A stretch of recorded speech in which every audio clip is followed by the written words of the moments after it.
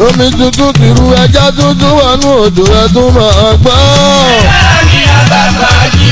ìró ohùn orin aládìídùn tí akọni Alhaji Àyìnlá Ọmọwúrà filélẹ̀ láti ọdún márùndínláàdọ́ta sẹ́yìn kò ní parun bí iná bá kú afẹ́rúbojú pin Halimat Àṣàbí Àyìnlá Ọmọwúrà eégún mọ́gàjí worldwide ń pẹ́ gbogbo olóríire ènìyàn síbi 45 years Remebrance of Alhaji Àyìnlá Ọmọwúrà worldwide presentation of awards and 30 years on stage anniversary tí Queen Halimat Àṣàbí Àyìnlá Ọmọwúrà eégún mọ́gàjí worldwide tó máa wáyé lọ́jọ́ kẹẹ̀ẹ́dọ́gbọ̀n oṣù kẹsàn-án ọdún tá a wà yìí 25th September 2025 bẹ̀rẹ̀ láago 12 ọ̀sán 12 noon ní Real Lounge and Club 1 Paul Street off Agbe Road Abúlé Ẹ̀gbá Lagos. Maximum security guarantee and proudly supported by Real Entertainment Services and Logistics. Àyìnlá Ọmọwúrà òkú ó sì ń gbáyé lọ nípasẹ̀ ọmọ bíbí inú rẹ̀ Queen Halimat Àṣàbí Àyìnlá Ọmọwúrà eégún mọ́gàjí worldwide ẹ jájọ gbé lárugẹ. fún àǹkárá àti yín ẹ pè 0803 935 7743. ó máa ta ó máa ta lẹ́nu.